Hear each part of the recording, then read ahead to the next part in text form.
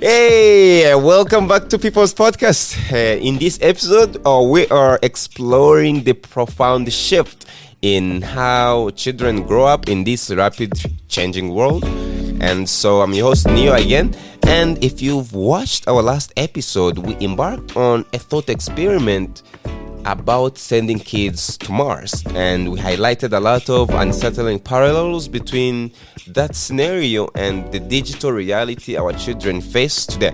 So, in this episode, I entitled Great Rewiring of Childhood. We are going to dive deeper into the evolution of childhood and adolescence, and then we are going to focus primarily on how technology and societal changes have fundamentally rewired the way kids develop and interact with the world around them.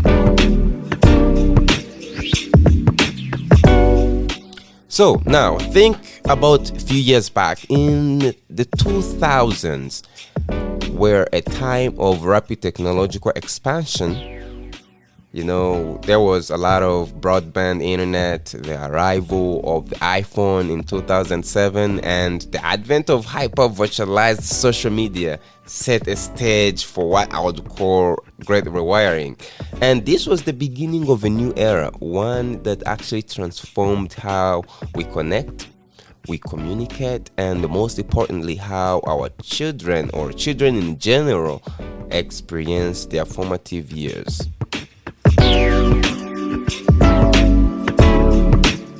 So one of the key moments in this shift was in 2009 when there was introduction of the retweet and share buttons on different social medias. And these were simple features that radically changed, the social dynamics of the online world.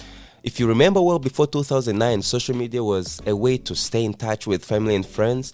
But with the addition of instant feedback mechanisms, the online world became, a stage for constant social performance. The stakes were raised, the pressure to maintain online presence grew exponentially. Most of us, we use social media, so we understand that. And if you do more research, you will learn that this transformation hit girls particularly very hard. And there was the introduction of front-facing cameras back in 2010. And if you remember, 2012, that's when Facebook acquired Instagram. And this brought about culture shift.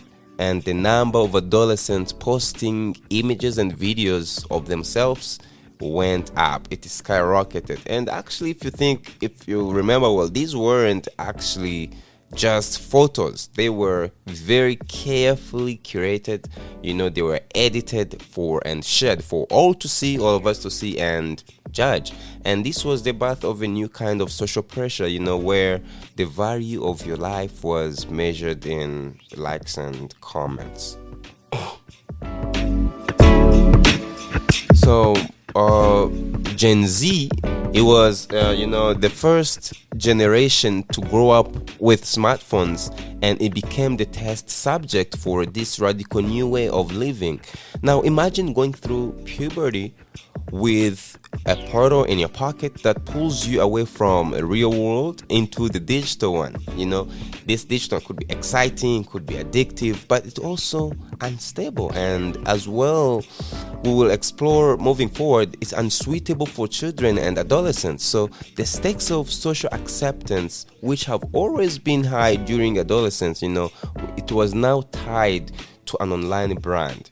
That brand that had to be managed constantly, lest you fall victim to the nightmare of online shaming.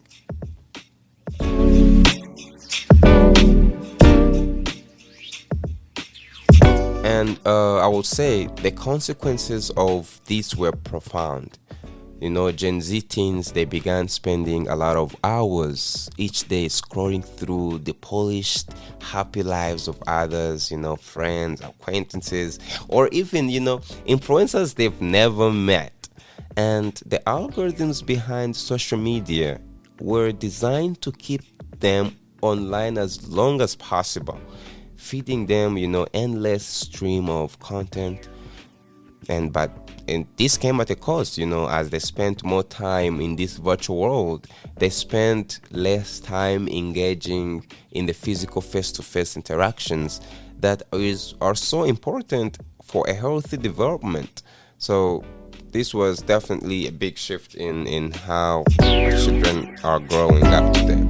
And so the shift from play-based childhood, that is rich in physical interaction and free play, to a phone-based childhood, that was dominated by screens, virtual connections, it represents what we're calling great rewiring. Because if our children are growing up on Mars, it's the same analogy. This means they're disconnected from the real world. Their real world experiences, and they have shaped human development for a lot of years. This is the type of interactions, physical interaction, that has changed a lot of people. And so, but I want to say the great rewiring, it's not just about technology. There is a lot of story here, it's a well-intentioned, but ultimately this is a harmful shift in how, sometimes parents parent.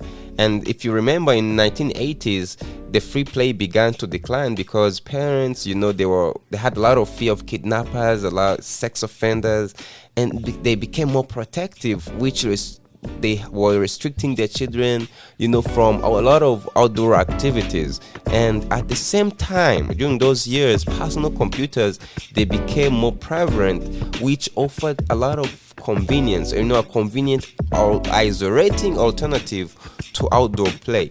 So this is something that has been going on for quite some time, and you can see the trend. And the research says by the late 1980s, there is a transition from play-based childhood to a phone-based one. And this is a transition that wasn't complete until the 2010s, when most adolescents, they had their own smartphones. And this shift has had a profound implication for how children and adolescents grow, learn, and interact with the world around them. So we need to rethink on how we approach childhood in this digital age. And so as we continue to explore the impact of technology on young minds, I must also consider how our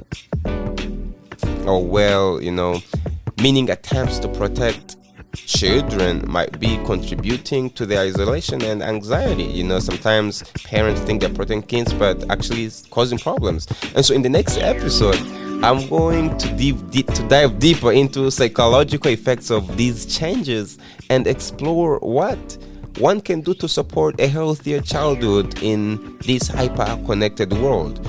It's going to be super exciting. A lot of data in that one. It's going to be a little bit complex, but very good.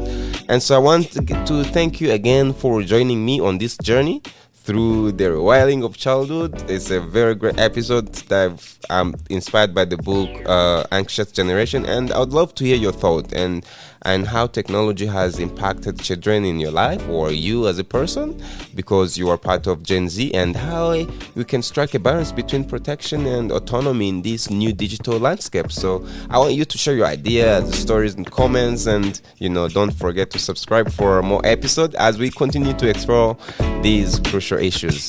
So until next time, please stay curious and keep questioning. It was Neo episode, and this is your host Neo. I enjoyed putting this together. We'll see you in the next one. You have a wonderful day.